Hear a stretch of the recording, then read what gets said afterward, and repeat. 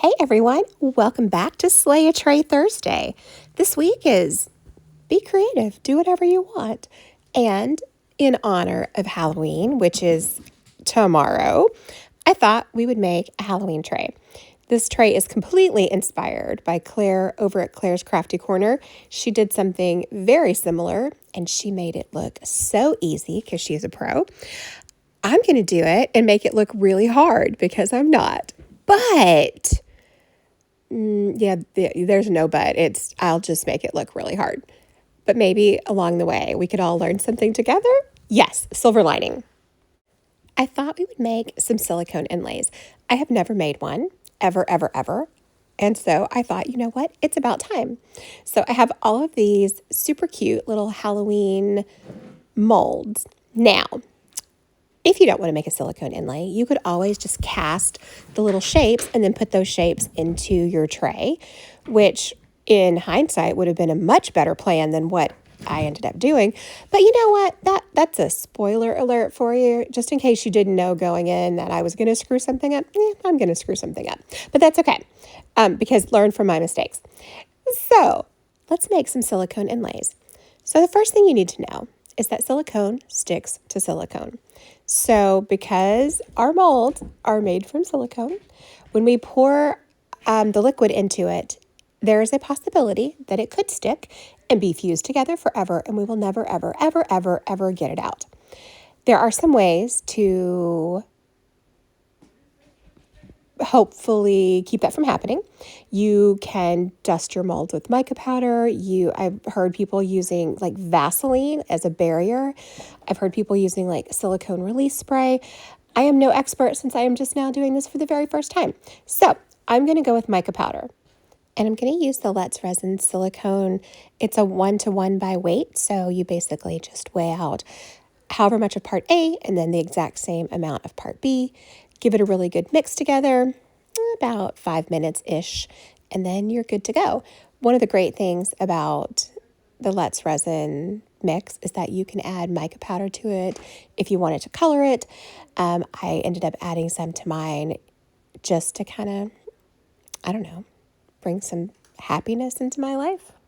And they suggest that you mix up no less than, I think it's 30 milliliters, so an ounce. So I mixed up an ounce of the silicone, but because these inlays are so thin and so small, I had extra. So I did not plan very well on this. I did not dust. In retrospect, I should have dusted all of the little Halloween mold, I don't know, thingies, whatever those are. I should have dusted all of them with mica powder, but I only dusted the ones that I thought that I was going to use. But I did have some extra silicone that I didn't want to waste, so I thought I'll just make some extra inlays. Right, yeah, that didn't work out very well. I feel like my New Year's resolution should be work on planning and having a contingency plan, because you always have extra of everything. So why on earth would you not think, I should dust these. I should just, just plan. Anyway, so mixing up the silicone is super easy. It's just like mixing up resin if you do it by weight. So you put in whatever amount of part A and then the exact same amount of part B, and then you give it a good mix. It's so easy. I mean, honestly, it could not have been easier to mix it up. And with the silicone, just like with your resin, it can get bubbles in it. This one was actually pretty bubble free. It was kind of awesome actually. But if you have a vacuum chamber or a bubble remover, any of those, you can definitely run your silicone through it just to get out any of those bubbles that might be in there. Another piece is that if you pour from up high, so as you can see, my giant hand is in the way, but I'm pouring from maybe 8 to 10 inches away from the mold. I would even pour higher if I was actually able to make sure I'm going to get it in the mold. But if you pour it up from on high, then the theory is that as the silicone kind of hits the mold, that those bubbles will kind of pop and be released. I also took the mold and just kind of lifted it up off of the board and just kind of dropped it a few times to also help any of those bubbles kind of get released. It also gave the silicone kind of a little bit of, a little bit of gravity pressure to push it into some of those really tight little spaces on some of the inlays. There's like some just tiny little spaces, and just dropping it from a height kind of helped to move it into those spaces as well. And look at all of the extra silicone that I had. And gosh, look at all of those little cavities that weren't dusted with mica powder. So this is 5 hours later, and I was very excited to take my inlays out because this was so easy so far. And I tried to roll it out, and it was not happening. And I was like, that's odd. So I grabbed a dotting tool and then started to try and pry the silicone from the mold. And that's when I realized, oh, this isn't good. This has now fused together. So I gave up on that mold and then started working on the ones that I did actually dust with mica powder. And I was able to get those out. So all of the ones that I dusted with mica powder, I was able to get out fairly easily. The ones that I did not dust, they are forever a part of the mold. But on the bright side, this little cat is so cute. It turned out really well, minus the ones that are now part of that mold. But they did turn out really well. The one thing I will say is that the mica powder, so if you do go the route where you dust your mold with mica powder before pouring your silicone in, it doesn't like stick to the silicone. It's just kind of on the surface.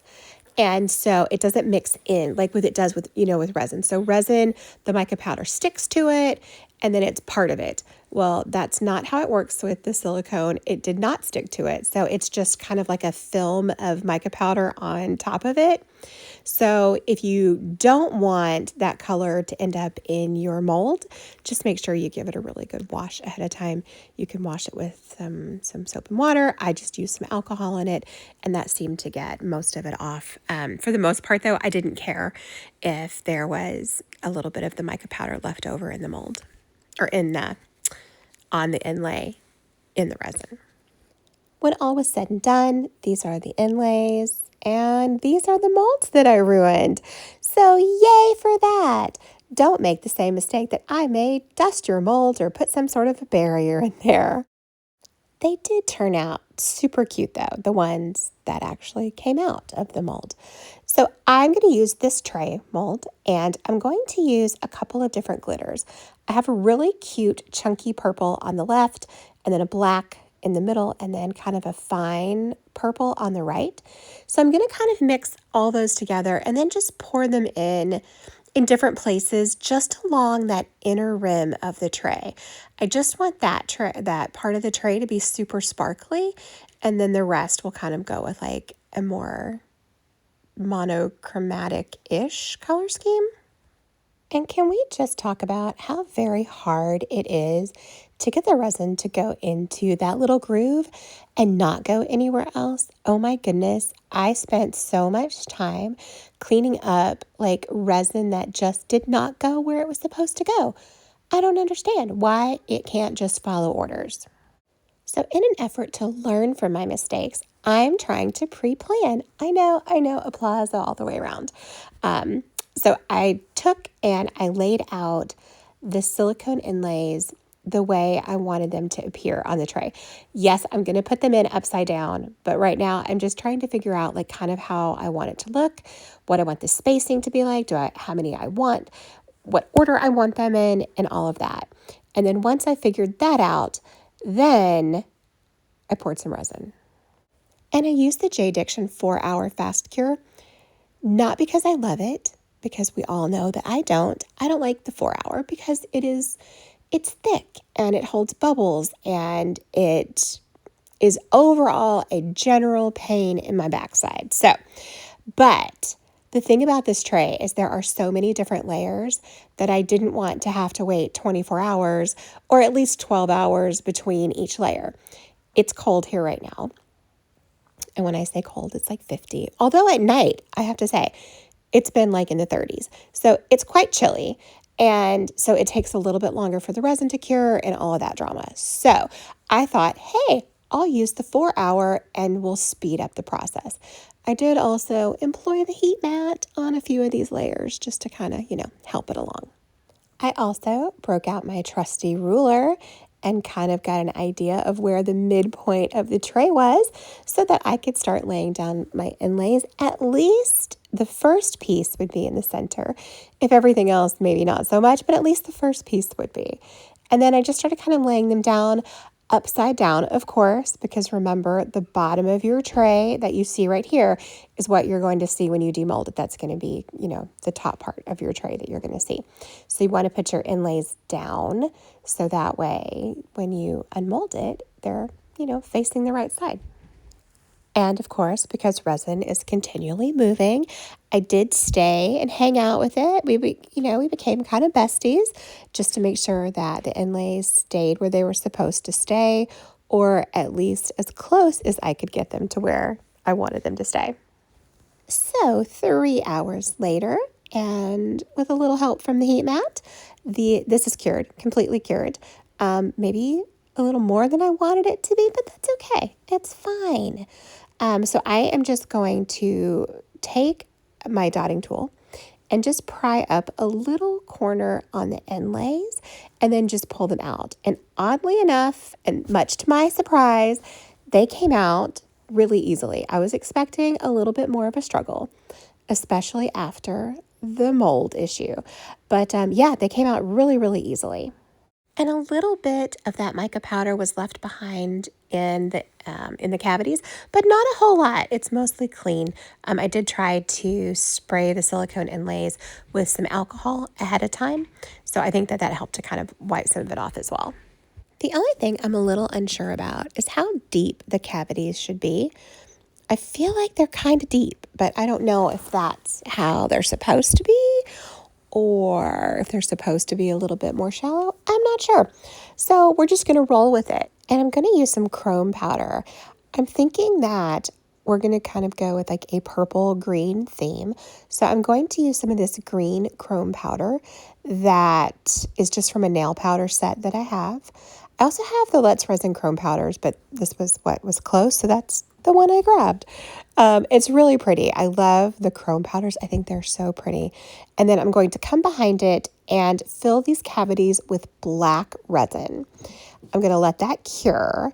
And then once that is cured, then we'll come back and we'll pour our next layer. Imagination is so important. So close your eyes and just imagine that I came back in after the black cavities were cured, and I poured a clear layer of resin and then gently laid down some holographic stickers in there. Just pretend that I hit the record button and that really happened. Oh my gosh, I don't know what it is with me and the record button, but apparently I just did not hit the button or my phone ate it. I'm not sure which one. I personally like to think that my phone ate it, but most likely it was me. Anyway, so that layer of resin was cured. It was just a clear layer of resin, holographic stickers laid on the back. And now I'm just dusting this with some purple mica powder. The purple mica powder has a little bit of a blue shift to it. It's really pretty. And after I'm finished doing that, I'm just going to lay that final layer of resin on the back. And I just did like a super deep black, just regular resin with some black pigment paste. And then we're going to let that cure. And then we will be finished. And 8 short hours later, this is cured. And you know what? I like it. There's parts of it that I'm not thrilled with, like the silicone inlays for one, right? Like the color on the inlays, I feel it kind of just fades into those gold stickers. So it's kind of hard to see them. So I think if they were a different color, it would have been better. But overall, I like the effect. I do like the effect. I just think the color should have been different. The holographic stickers, they bled in the resin. So the gold coloring on the stickers, it came off into the resin. So there are parts of some of the stickers that are very gold, and then some of the stickers are more silver because the gold kind of just came off. But it's not that big of a deal. It kind of all just blends in together. If I was going to do this again, I think I would be more cognizant of the fact that the stickers could possibly fade in the resin. All right, friends, thank you for hanging out with me today. I had so much fun making this tray and doing something different. Never making silicone inlays before. It was an adventure and I learned a lot along the way. So I appreciate you watching this video and spending some time with me. Please go check out the other videos down in the description box below. There are such an amazing group of people who participate every single week in Slay a Tray Thursday. So go check out their videos, and I hope to see you guys next time.